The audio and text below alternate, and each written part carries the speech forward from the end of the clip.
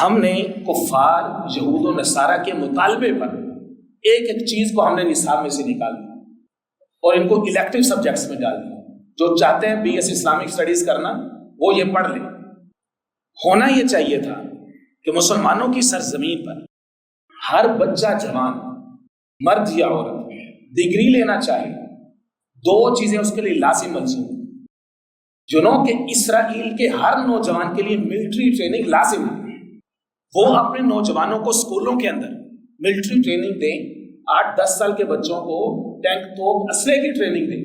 وہ دہشت گرد نہیں ہے. مسلمانوں کا بچہ کچھ نہ کرے, صرف نعرہ تکبیر ہی مارے کہ اللہ سب سے بڑا ہے, وہ دہشت گرد ہو جائے. یہ سرکار بیانیے کی جنگ ہے. ایک محاذ پر فتح نہیں مل رہی تھی. سنیے گا یہ بات, فتح نہیں مل رہی تھی ایک محاذ پر. وہ پریشان تھے کہ یار یہ کیا مسئلہ ہے. وہ ابھی تک ہوا نہیں کہ ہمارے فوجی کبھی کم ہمتوں میں اور دشمن کبھی اتنا روب رکھے ہمارے مقابلے میں. مطلب اتنا لمبا سفر ہم نے کیا ہے, ابھی تک کوئی اتنی ڈیٹرنس کسی دشمن کے سامنے سے سمجھ نہیں آئی ہے. کیوں ہمارے فوجی اور ہمارے جوان کم ہمت ہیں؟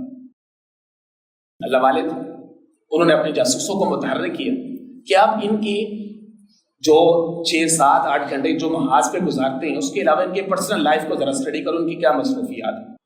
پتہ چلا کہ سعد کے قریبی عیسائیوں کے شہر میں وہاں پہ رات کو نمائش لگتی ہے جس میں نیوڈٹی کی نمائش ہوتی ہے, یعنی ننگے مجسمے رکھے جاتے ہیں.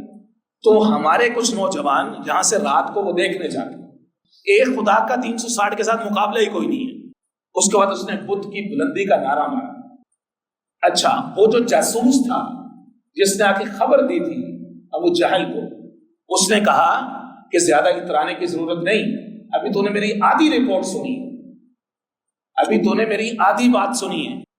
تعداد میں کم ضرور ہے, اسلحے کی کمی ضرور ہے, اسباب کی کمی ضرور ہے, لیکن یاد رکھو کہ ان میں جذبے کی, لڑائی کے لیے اتحاد کی, ان کے اندر کوئی کمی نہیں ہے. مجھے پیدا کرنے والے کی قسم ہے کہ میں ان کے آتے ہوئے ان کے چہروں کے اوپر اتنا اعتماد, اتنا توکل, ایسا روب دے کے آیا. یاد رکھو کہ المنایا, ایسا سمجھ لو کہ جیسے یثرب کی اونٹنیاں اپنی پشتوں پر نیری موتیں اٹھا کے لا رہی ہیں, تم میں سے کوئی شخص کل ہر ایک تیاری رکھے کہ ان میں سے کوئی اس وقت تک مرے گا نہیں جب تک تم میں سے کتنوں کو مار نہیں دے گا. الحمدللہ رب العالمین والصلاة والسلام على رسوله النبی الکریم. اما بعد فاعوذ باللہ من الشیطان الرجیم. بسم اللہ الرحمن الرحیم. یا ایھا الذین آمنوا اذا لقیتم الذین کفروا زحفا فلا تولوهم الادبار. وقال اللہ تعالی یا ایھا الذین آمنوا اذا لقیتم فئة فاثبتوا واذکروا اللہ کثیرا لعلکم تفلحون. وعن زید بن خالد رضی اللہ تعالی عنہ ان رسول اللہ صلی اللہ علیہ وسلم قال من جہز غازیا فی سبیل اللہ فقد غزا ومن خلف غازیا فی اہلہ بخیر فقد غزا او کما قال. وعن ابی ہریرہ رضی اللہ تعالی عنہ عن النبی صلی اللہ علیہ وسلم قال لا تمنوا لقاء العدو فإذا لقيتموهم فاصبروا او کما قال. صدق اللہ العظیم وصدق رسولہ النبی الکریم ونحن على ذلك لمن الشاہدین والشاکرین والحمد للہ رب العالمین. میرے انتہائی واجب الاحترام, قابل عزت احترام بزرگوں, بھائیوں, نوجوان ساتھیوں, پردہ میں سماعت کرنے والی ماں اور بہنوں, جس صورتحال سے آج ہم دوچار ہیں, چاہے عالمی تناظر کے اندر بطور امت مسلمہ ہم دیکھیں کہ جگہ جگہ پر جہاں پر بھی لڑائی ہے, جنگ ہے, خون خرابہ ہے, فساد ہے, ظلم برپا ہے, وہ مسلمانوں ہی کی سرزمین ہے. شام ہے, عراق ہے, فلسطین ہے, جہاں پر بھی آپ دیکھیں. اور بالخصوص ملک پاکستان وطن عزیز، ہمارا ملک، ہماری ملت جس طرح سے اس وقت ایک فاشسٹ ہندو دہشت گرد ہندو توا کے بانی مودی اور اس کے کارندوں اور باشندوں کے نشانے پر ہے، یہ حالات ہمارے سامنے ہیں۔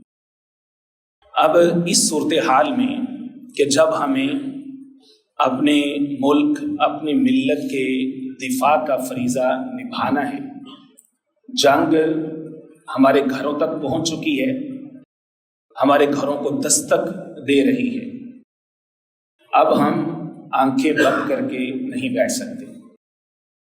امن ہر ایک کو پسند ہے، دنیا کا ہر مذہب، اس کے ماننے والے یہ چاہتے ہیں کہ دنیا کے اندر امن ہو، اور اسلام تو ہے ہی امن کا دین، اسلام تو نام ہی سلامتی، امن اور پیس کا ہے، تو اسلام اور اس کے ماننے والے بھی یقیناً یہی چاہیں گے۔ لیکن سوال یہ ہے کہ امن آپ کو گھر بیٹھے نہیں ملتا، امن کے لیے بھی کچھ کرنا پڑتا ہے۔ طاقت کا توازن بگڑتا ہے تو بھول جائیں کہ دشمن کبھی آپ کو امن سے رہنے دے، نہیں ہو سکتا، دنیا کی تاریخ میں ہی نہیں ہے، یہ ایسا نہیں ہوتا۔ اب اس صورتحال میں ہماری کچھ ذمہ داریاں ہیں، وہ ذمہ داریاں میں نے آپ کے سامنے رکھنی ہیں۔ خطبہ صدر کے اندر قرآن مجید کتاب حکمت کی سورہ نمبر 8 سورۃ الانفال کی 2 آیات مبارکہ، اور اسی طرح سے جامع صحیح بخاری شریف، جامع صحیح مسلم شریف سے 2 احادیث مبارکہ میں نے آپ کے سامنے رکھی۔ تو آج کا جو موضوع ہے، جو مسجد کے واٹس ایپ گروپ کے ذریعے سے بھی آپ احباب تک پہنچ چکا ہے، ملکی دفاع، ملکی سالمیت، ملکی تحفظ، اور اس حوالے سے ہماری ذمہ داریاں قرآن و سنت کی روشنی میں کیا بنتی ہیں۔ 10 ایسے کام جو کہ اس صورتحال میں ہمیں کرنے چاہیے، میں نے ایک لسٹ آپ کے سامنے رکھنی ہے، قرآنی آیات کی روشنی میں، احادیث مبارکہ کی روشنی میں، سیرت النبوی علیہ الصلاۃ والسلام کی روشنی میں۔ ان کو سمجھ لیجیے میری طرف سے گزارشات ہیں، معروضات ہیں، یا یہ جو میرا ٹوٹا پھوٹا سبق ہے، اس کی سمری یا اس کی ریکمنڈیشنز ہیں، میں آپ کے سامنے رکھوں گا۔ اور اس کا جو آغاز ہے وہ میں قرآن مجید کتاب حکمت کی یہ جو سورہ ہے سورۃ الانفال، اس میں سے چند آیات کا ترجمہ آپ کے سامنے رکھ کے، اور 2 سے 3 احادیث مبارکہ کا ترجمہ آپ کے سامنے رکھ کے، پھر میں 10 چیزیں آپ کے سامنے عرض کروں گا۔ یہ میرے سامنے سورۃ الانفال ہے، یہ سورہ نمبر 8 ہے، اور اس کا جو پس منظر اور پیش منظر ہے وہ کفر اور اسلام کی جو سب سے پہلی جنگ ہے، سب سے پہلا معرکہ ہے، یعنی جس کو دنیا غزوہ بدر کے نام سے جانتی ہے۔ یہ سورہ اس کے متعلق بات کرتا ہے، اور ظاہر ہے کہ ہمارے لیے سیکھنے کو بہت کچھ ہے۔ یقین مانیے کہ آج صبح مجھے رونا آ رہا تھا کہ 15-20 سال سے یا اس سے پہلے سے، یعنی 9/11 سے پہلے یا 9/11 کے بعد، جب سے ہمارے ملک کے اوپر مغربی میڈیا، ان کی تہذیب کی جلوار شروع ہوئی، اور ہم نے کیا کیا کہ اپنے تعلیمی نصاب میں سے جہاد کی آیاتیں، جس میں سب سے پہلے سورۃ الانفال اور اس طرح سے دیگر سیرت نبویہ کے کچھ حصے، غزوات سرایا، جو جہاد حضور پاک صلی اللہ علیہ وسلم نے لڑا، ہم نے کفار یہود و نصارہ کے مطالبے پر ایک ایک چیز کو ہم نے نصاب میں سے نکال دیا اور ان کو الیکٹو سبجیکٹس میں ڈال دیا۔ جو چاہتے ہیں BS اسلامک اسٹڈیز کرنا وہ یہ پڑھ لیں۔ ہونا یہ چاہیے تھا کہ مسلمانوں کی سرزمین پر ہر بچہ جوان، مرد یا عورت، ڈگری لینا چاہے، 2 چیزیں اس کے لیے لازم ملزوم، جنہوں کہ اسرائیل کے ہر نوجوان کے لیے ملٹری ٹریننگ لازم ہے، وہ اپنے نوجوانوں کو اسکولوں کے اندر ملٹری ٹریننگ دیں، 8-10 سال کے بچوں کو ٹینک توپ اسلحے کی ٹریننگ دیں۔ وہ دہشت گرد نہیں ہے۔ مسلمانوں کا بچہ کچھ نہ کرے، صرف نعرہ تکبیر ہی مارے کہ اللہ سب سے بڑا ہے، وہ دہشت گرد ہو جائے۔ یہ سرکار بیانیے کی جنگ ہے، یہ بیانیے کی جنگ ہے جو ہمارے اندر سے کئی سارے لوگ ہار چکے، جنہوں نے جہاد اور دہشت گردی کو مکس کر دیا۔ سب سے پہلا مذہبی دنیا میں اسلام ہے جس نے دہشت گردی کو برا کہا ہے کہ امن پسند مسلمان ہو یا کافر ہو، سیاح ہوں، تاجر ہوں، بزنس مین ہوں، کسی بھی حال میں ان آرمڈ لوگوں کو، غیر مسلح لوگوں کو مارنا دہشت گردی۔ اسلام نے تو 1400 سال پہلے یہ کانسیپٹ دیا تھا۔ جہاد تو سیلف ڈیٹرنس ہے، یہ تو انسانیت کے دشمنوں کے خلاف جنگ ہوتی ہے جو اسلام نے متعارف کروائی ہے کہ بھئی آپ کی طرف سے ریپرزینٹیٹو ایک ادارہ ہونا چاہیے جس کا کام امر بالمعروف اور نہی عن المنکر ہو، آپ میں سے بہترین صلاحیتوں اور صفات کے حامل لوگ جن کو آپ ٹریننگ دیں گے، جو مسلمانوں کے مال و جان کی، سرزمین کی، اس کے تقدس کی حفاظت کریں گے، مسلمانوں کے شعار کی حفاظت کریں گے، اس کے اندر جتنے غیر مسلم جو اس قوانین کے تحت رہ رہے ہیں ان کا تحفظ بھی ان اداروں کی ذمہ داری ہوگی۔ اسلام نے یہ جہاد متعارف کروایا۔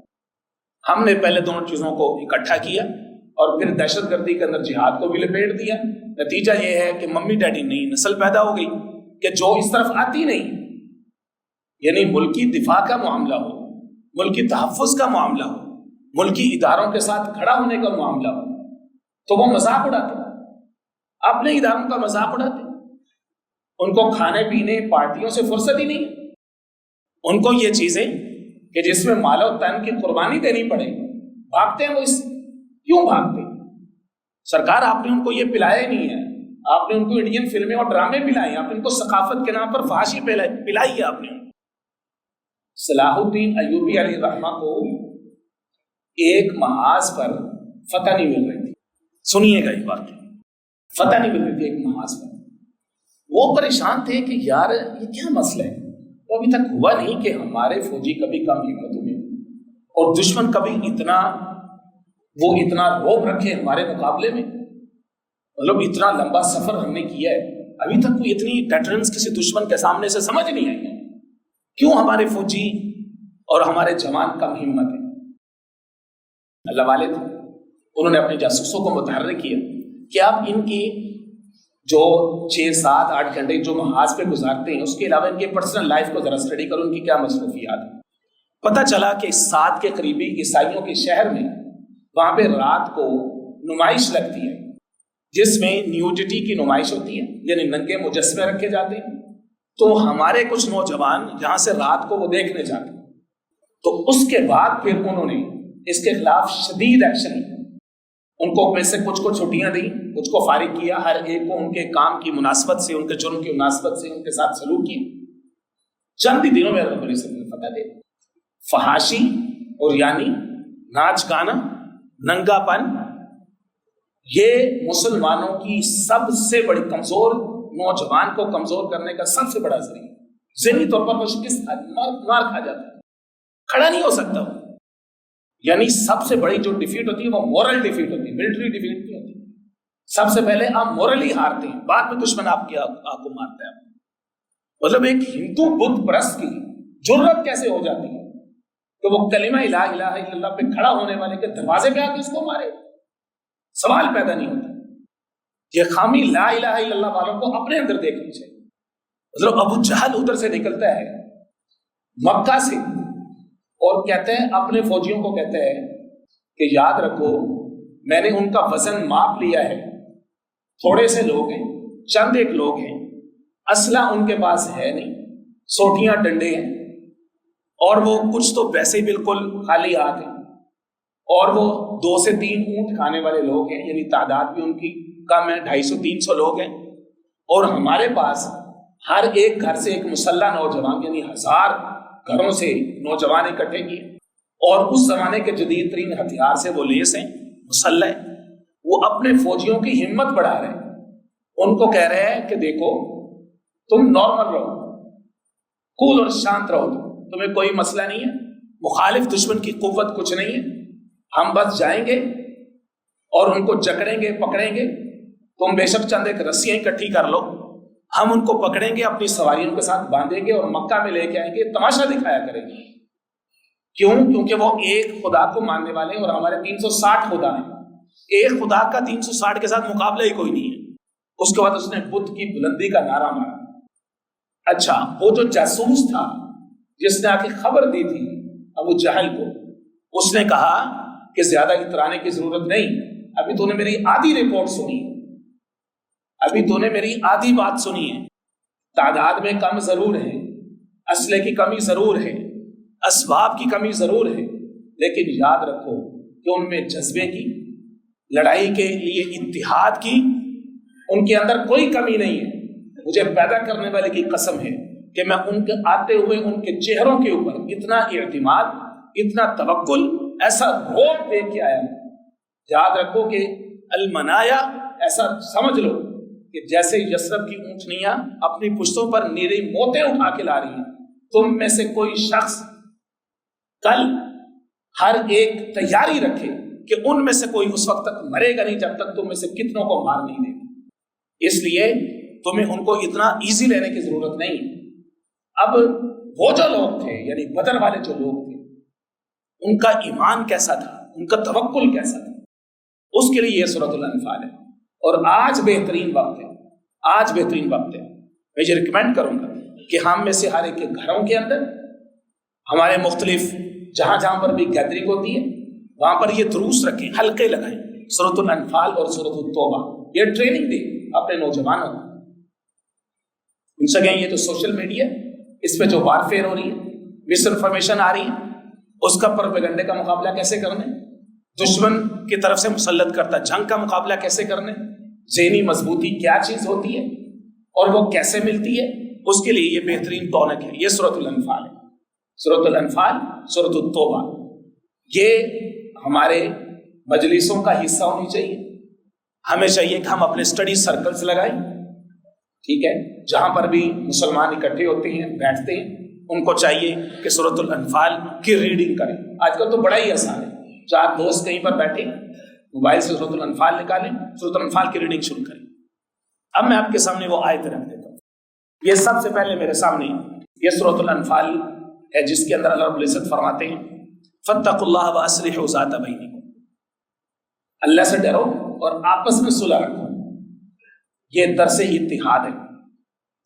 دشمن ہمیشہ تمہاری فالٹ لائنز کو اٹیک کرتے ہیں. اس وقت دشمن نے کیا اٹیک کیا؟ منافقین جو مدینہ کے اندر تھے، وہ آ کر کے انصاریوں کے کانوں کو بھر رہے تھے. حضور نے مواخات کروا دی تھی کہ تم سب آپس میں بھائی بھائی ہو، اور اب یہ ریاست مدینہ ہے. یہودیوں نے اپنے جو انٹیلیجنس کے ذریعے سے جاسوسوں کو متحرک کیا. اندر جو ہیپوکرائٹس تھے وہ جاتے تھے ان کے پاس، جو کہ وہاں کے لوکل سے نیٹیوز تھے. ان کو کہتے تھے یہ جو لوگ وہاں سے مائگریٹ ہو گئے ہیں نا مکہ سے، چند ایک لوگ، یاد رکھو کہ وہاں سے ان کے پیچھے والے جو لوگ ہیں وہ بڑی مضبوط فوج لے کے آ رہے ہیں، تمہیں ماریں گے. ٹھیک ہے، یہ تو پھر ان کے اپنے، یعنی جو مہاجر ہیں، ان کو وہ جگڑ پکڑ کے لے جائیں گے، دوبارہ پھر ان کی فیملی انٹیگریشن ہوگی، یہ ٹھیک ہو جائیں گے. لیکن تمہاری ہمیشہ کی دشمنی بڑھ جانی ان لوگوں سے. یہ ان کا ڈرانے کا انداز ہوتا ہے.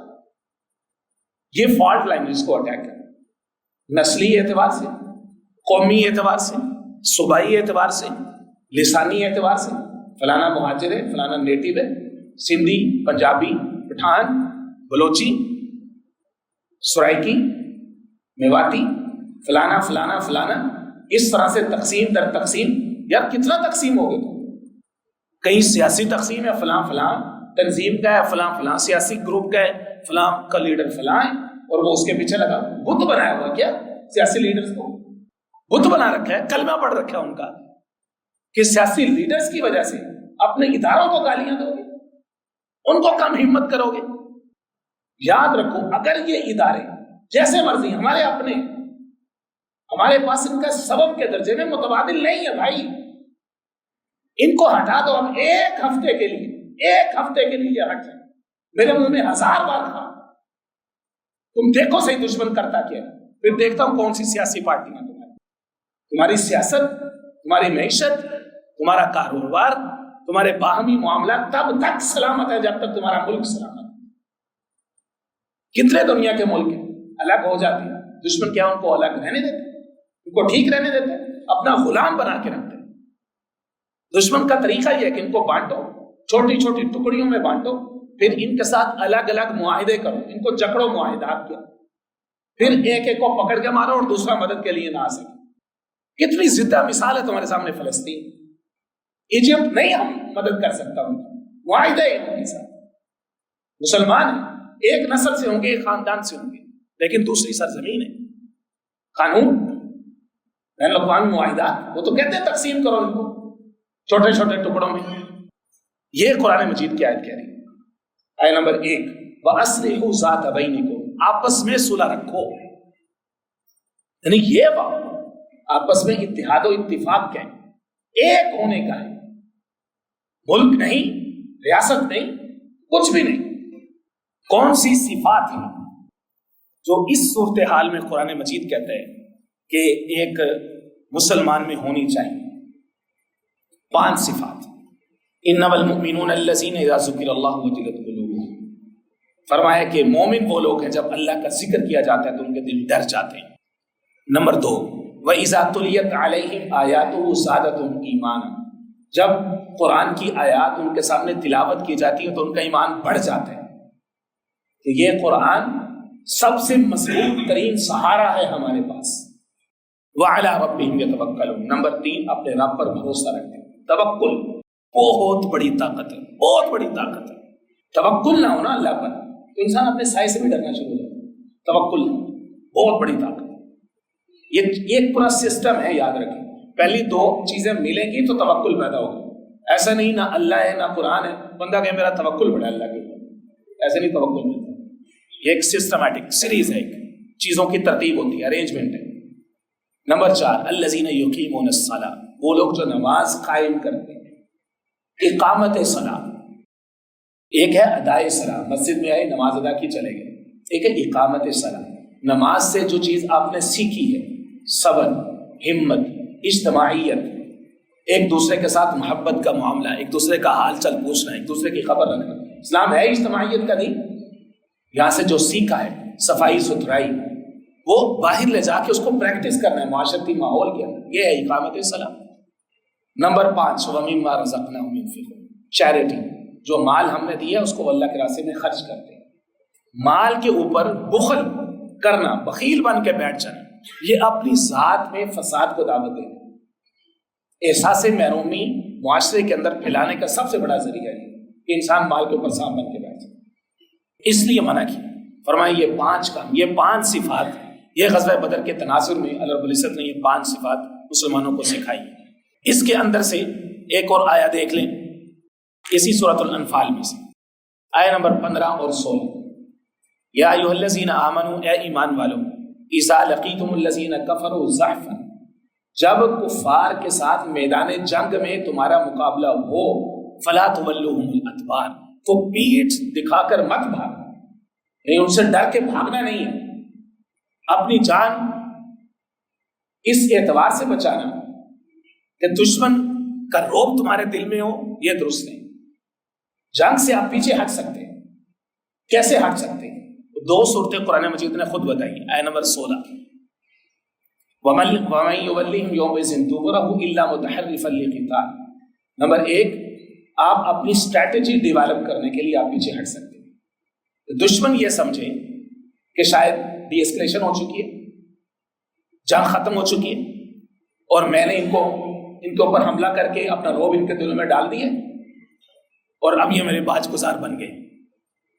متحرفا للقتال، جنگ کی نئی صف بنانے کے لیے، اسٹریٹجی کو نیا بنانے کے لیے پیچھے ہٹ سکتے ہو وقتی طور پر. اب چونکہ ہمارے نوجوانوں نے قرآن مجید ہم ان کو پڑھاتے نہیں ہیں، سورہ انفال ان کو پڑھاتے نہیں ہیں، غزوات پڑھاتے نہیں ہیں، وہ بے صبری کرتے ہوئے اپنے اداروں پہ چڑھ دوڑتے ہیں، انہیں کو بزدلی کا دانے دینے شروع کر.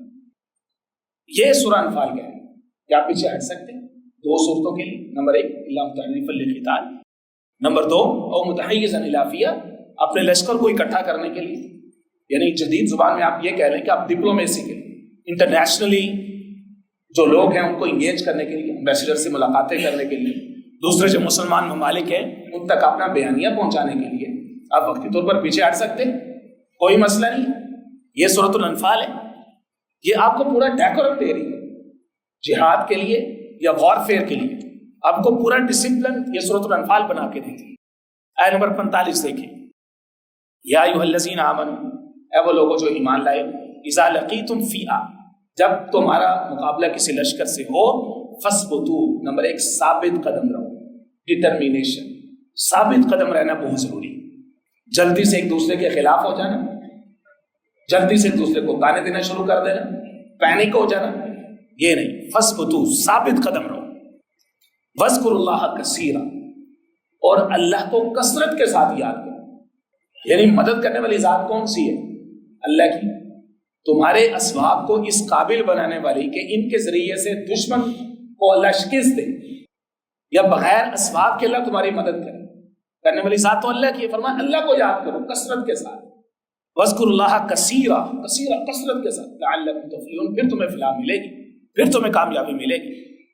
واطیعوا اللہ ورسولہ، 46 نمبر، اللہ اور اس کے رسول کی اطاعت کرو. یہ ملک تو اللہ اور اس کے رسول کے لیے بنا تھا. یہ ملک ہم نے اللہ اور اس کے رسول کے نام پہ بنایا ہے. یہ ملک ہمیں مسجد کی طرح عزیز ہے. آج دشمن حملہ کرتا ہے تو ہماری مساجد پر ہی کرتا ہے، اس کو ڈر ہے ہی مسجد کا. یعنی یہ جو جنگ ہے یہ دو ملکوں کی نہیں ہے، پاکستان ہندوستان کی جنگ نہیں ہے. یہ مسلمانوں کی ایک ہندوتوا نظریے کے ساتھ جنگ ہے. فاسسٹ، مودی، دہشت گرد، بی جے پی، اس کے نظریے کے ساتھ جنگ ہے.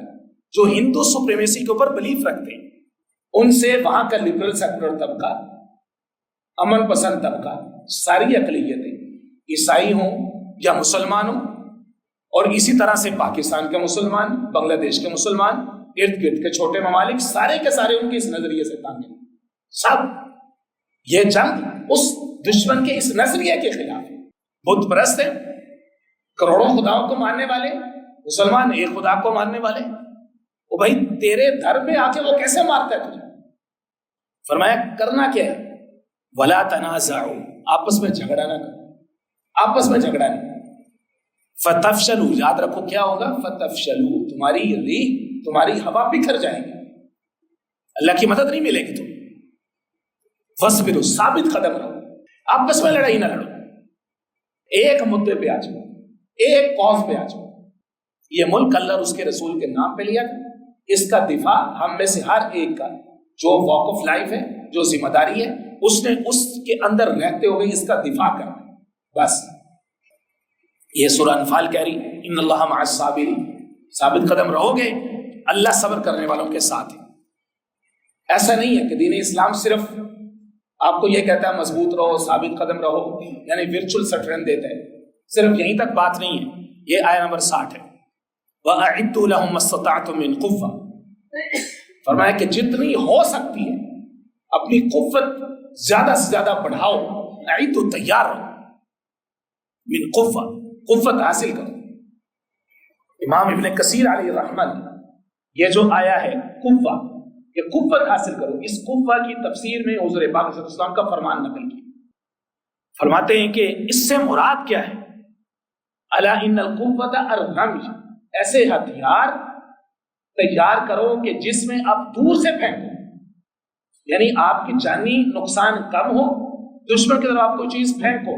الرم یعنی تیر اندازی، اس زمانے کا ہتھیار یہ تھا. آج کیا ہے؟ ٹینک ہے، توپ ہے، گولہ بارود ہے، یہ سارا وہ ہے کہ آپ دور سے پھینکتے. ہوائی جہاز ہے، آپ دوزیں. فرمایا مستطاعتم، جتنی طاقت ہو سکے. اسباب پر کوئی کمپرومائز نہیں، کٹھے کم. مستطاعتم من قوہ ومن رباط الخیل، گھوڑے باندھ کے رکھو، اپنے گھوڑے تیار رکھو. اس زمانے کا جنگ کا بہترین ہتھیار آج بھی ہے. تو قرآن مجید یہ سورۃ الانفال یہ کہتی ہے ترہبون بہ عدو اللہ، تمہارے ہتھیار پھر ان کی نمائش کرو، سالانہ، ماہانہ، پیریوڈیکلی، بائی اینول، دکھاؤ دشمن کو. ترہبون بہ عدو اللہ، اللہ کے دشمن پر روک پڑے اس سے. وعدوکم، تمہارے دشمن اللہ کے دشمن. وآخرین من دونہم، کئی سارے ایسے دشمن بھی ہو سکتے جن کا تمہیں پتہ نہیں.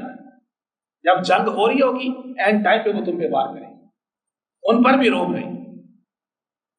آیت نمبر 46 کہہ رہی ہیں لا تعلمون، ایسے دشمن جن کو تم نہیں جانتے، اللہ یعلم، اللہ جانتے ہیں.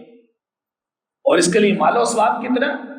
فرمایا وما تنفقوا من شیء فی سبیل اللہ، جتنا بھی خرچ کرو گے جہاد کی تیاری میں، دشمن پر روک ڈالنے کے لیے، اپنے اسلحے، ہتھیار، اسٹریٹجی ڈیولپ کرنے کے لیے جتنا بھی مال خرچ کرو، یوفی الیکم، اللہ تمہیں اس کا کئی گنا بدلہ دے گا.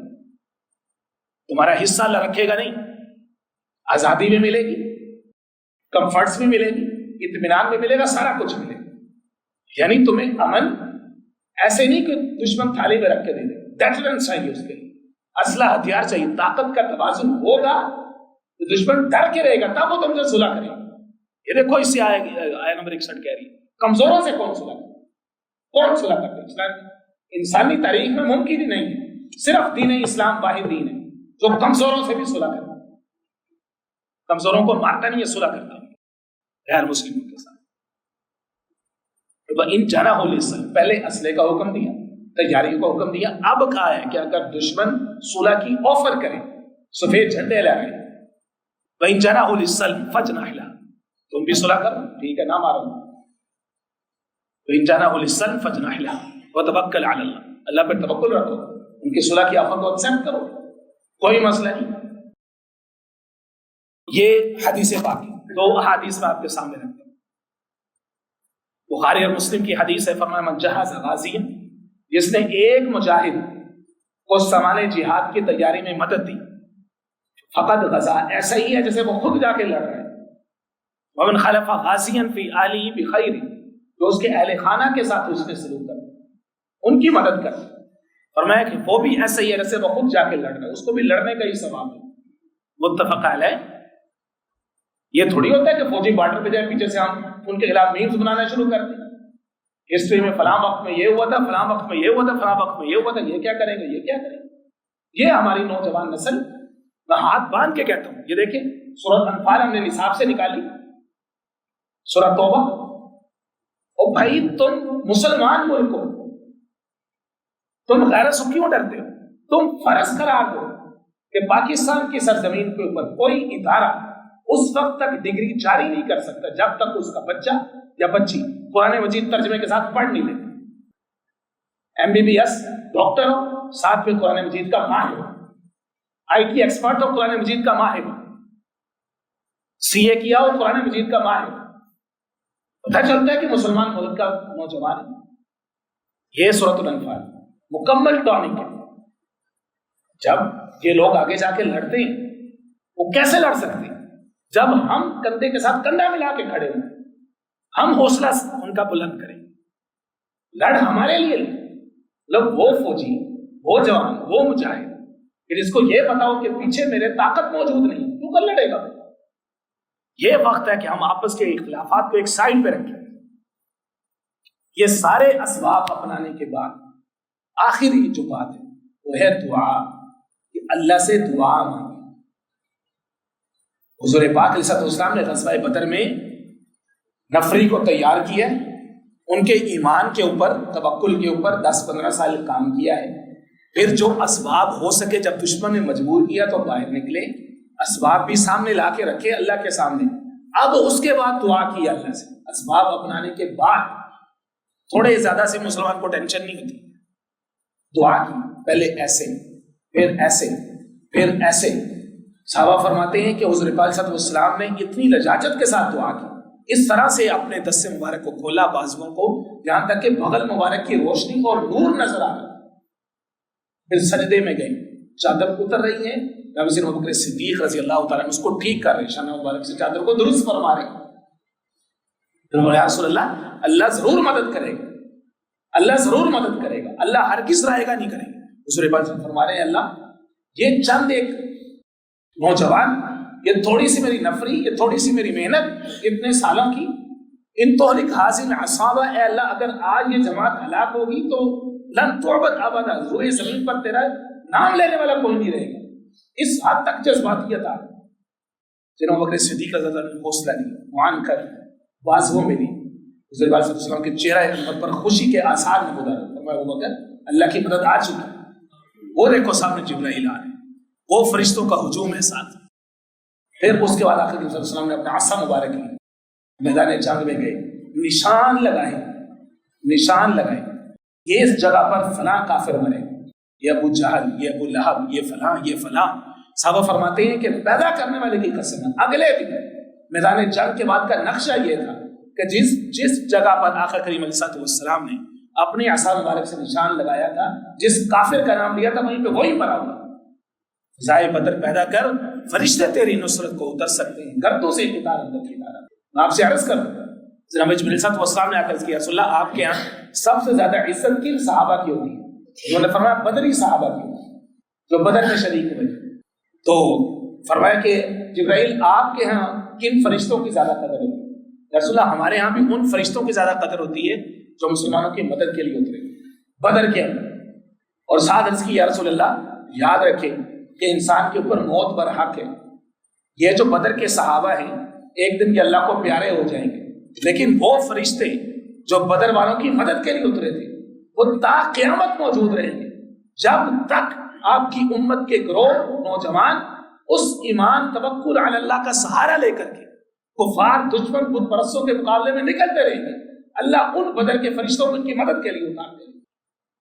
یہ کوئی چھوٹی بات ہے میرے دوستوں، یہ بہترین وقت ہے۔ اللہ رب العزت نے سمجھیے کہ ایک آزمائش کے ذریعے سے ہمیں یہ موقع دیا کہ ہم یونائٹ ہوں، اکٹھے ہوں، متحد ہوں۔ یہ ملک ہمیں ہماری مسجد کی طرح عزیز ہے، اس لیے ہم نے بالکل بھی کفار یہود و نصارہ دشمن ہم نے ان کے پروپیگنڈے پہ نہیں آنا۔ وہاں پر وہی دشمن کہ جس نے ہزاروں لاکھوں فلسطینیوں کو شہید کیا وہ آج ہندو بت پرست کے ساتھ کھڑا ہوا۔ دیکھیں ہم نے اپنے بچوں کو سورۃ المائدہ نہیں پڑھائی ہے، سورۃ مائدہ کی آیا نمبر 50 کہہ رہی ہے تَتَجِدَنَّ أَشَدَّ النَّاسِ عَدَاوَةً لِلَّذِينَ آمَنُوا الْيَهُودُ، مسلمانوں تمہارے سب سے بڑے دشمن مشرک بت پرست اور یہودی ہیں، سب سے بڑے دشمن، اشد الناس سب سے زیادہ سخت، سپرلیٹو ڈگری کا ہے اشد الناس عداوت دشمنی کے اندر۔ اور میڈیا وارفیئر یہ آپ سورۃ الممتحنہ پڑھیں، ان یثقفوکم یکون لکم اعداء، اگر وہ تم پر قبضہ پا لیں گے، اگر تم ان کی کارروائیوں کا جواب نہیں دو، اگر ان کو ایک دفعہ یہ پتہ چل گیا، ان کے اندر یہ بات بیٹھ گئی کہ یہ اس قابل نہیں ہے کہ یہ ہمارے ان ہتھیاروں کا جواب دے سکے، تو پھر یاد رکھو کہ کوئی بھی محفوظ نہیں۔ یہ فون سب سے پہلے ہمیں پکڑنے کے لیے کافی ہے، ڈرون ہر گھر میں آ کے مارا جا سکتا ہے، یہ ٹیکنالوجی اتنی آگے جا چکی ہے۔ ان یثقفوکم یکون لکم اعداء، تو میں وہ اپنے ہاتھ پھیلائیں گے، زبانیں کھولیں گے، ودوا لو تکفرون، اور تمہیں چھوڑیں گے نہیں وہ کہیں گے۔ تو اس لیے میرے دوستوں بڑا ضروری ہے، اتحاد ہمارا سب سے بڑا اسلحہ ہے، سب سے بڑا زور ہے۔ اللہ تعالیٰ سمجھنے صحیح فرمائے، وما علینا الا